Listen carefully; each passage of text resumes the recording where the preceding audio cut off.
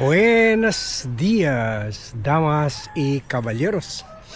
Marami nagtatanong sa atin kung pwede ba daw i-revoke o bawiin yung pardon binigay kay Robin Padilla sa 1994 illegal possession of firearm conviction sa kanya, kung saan nakulong rin siya ng ilang taon after his conviction in 1994. After his conviction in 1998, binigyan siya ng conditional pardon ni former President Ramos. Conditional pardon.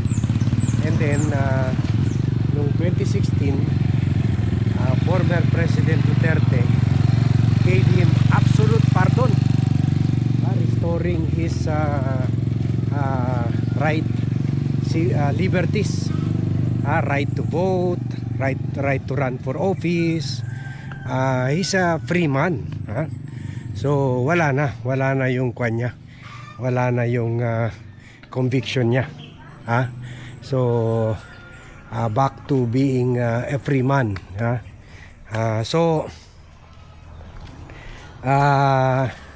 Yun ang problema, yung absolute pardon na yun. Because of that, wala na siya.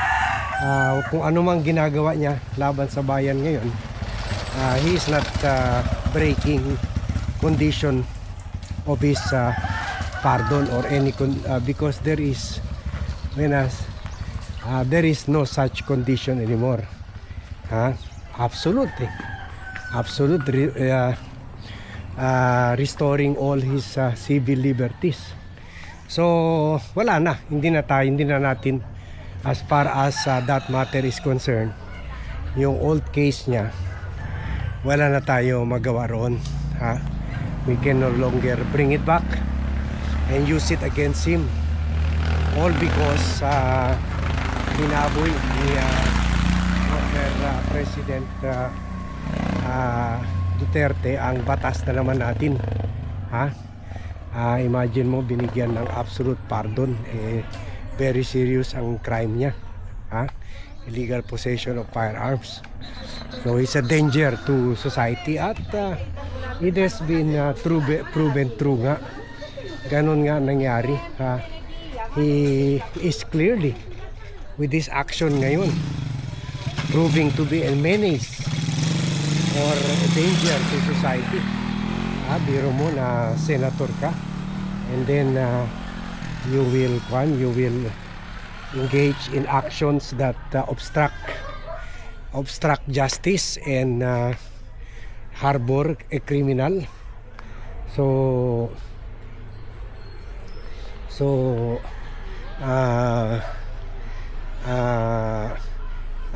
hindi talaga siya deserving of an absolute pardon, because he remains a danger to society. Kaso lang, wala na, andyan na yan ito na naman isa sa mga bad legacy ni former President Duterte, na yung mga kapalpakan at pagkakamali noon, binabayaran pa natin ngayon. Yung mga illegal na action noon, we are paying for the price of this questionable, suspicious and highly irregular actions ni Duterte. So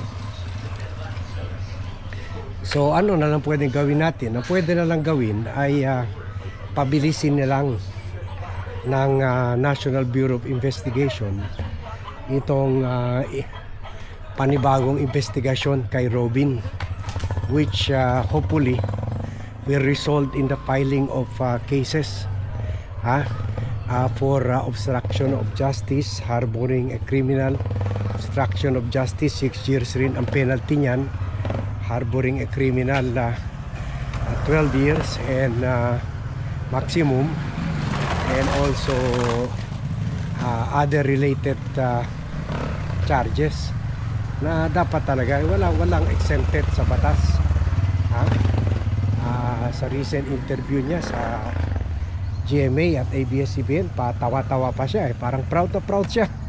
Parang proud na proud siya sa ginawa niya. So dapat talaga he should suffer the fullest extent of the law. Ha?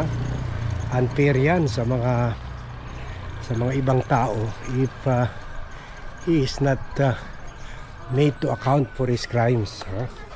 He should pay for his crimes at lawmaker pa naman siya. Task whose responsibilities is to make laws in the country, pero basic law hindi niya kaya sundan. Dapat ka siya ang umaresto kay Bato hindi siya ang nagpatakas kay Bato. So really he should be investigated for this and charged. Klarong-klaro naman yung mga ebidensya. Marami naman mga witnesses. Yun lang, dapat hanapin ng NBI yung mga witnesses na yun, for them to testify na nakita talaga nila si Robin Padilla taking. Pero kumpiyansa siya kumpiyansa siya na walang witness. Sabi pa nga niya, talk to my lawyer, sabi pa niya sa interview.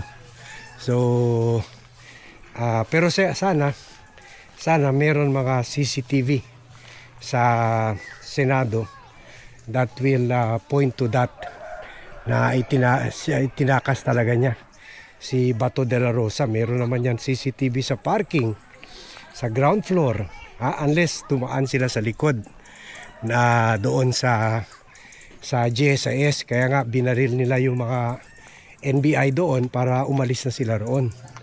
So the NBI should really take all measures to get to build a strong case laban sa kanya. So yan na lang kasi we want to see that smirk in his face erased. Kasi parang proud na proud talaga siya, parang pa-smile pa siya sa pagsagot niya. Iniiwasan niya yung to give clear answers, pero clearly talaga parang na-excite talaga siya na dahil parang sa English he looks like the cat that ate the mouse. Parang ang sarap ng tawa niya na parang sinasabi, naisahan ko kayo lahat, naisahan ko yung PNP, naisahan ko yung DILG, naisahan ko yung NBI. Pero syempre naisahan niya tayo, ang taong bayan, ang kawawa dito. So yan, so let's leave it to the NBI to do its job. Dapat lang they should get to the bottom of this issue. So okay, sige, hanggang dito na muna tayo. Thank you very much everyone for watching. Thank you very much for joining me in this vlog. Good morning to all, and see you in my next vlog.